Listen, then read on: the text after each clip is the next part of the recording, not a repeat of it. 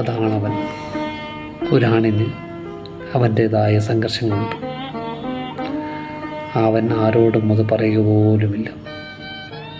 പറയാതെ വിങ്ങുന്ന മനസ്സുമായി മുന്നോട്ട്. അതാണവൻ.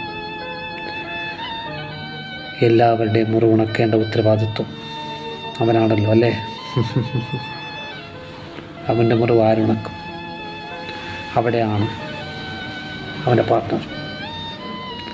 അവൻ നൽകിയ ലാളനയും പരിചരണവും സ്നേഹവും കണ്ടറിഞ്ഞ് അവൾ തിരിച്ചു നൽകുന്നു. പല മടങ്ങ് അവൻ്റെ സപ്പോർട്ടായി അവൾ നിൽക്കുന്നു. അത് മതി അവൻ്റെ ജീവിതം സന്തോഷകരമായി മുന്നോട്ട് പോകാൻ. അവൻ്റെ സങ്കടം തുറന്നു പറയാൻ അവനെ പ്രേരിപ്പിക്കുന്ന ഘടകമായിരിക്കണം പാർട്ണർ.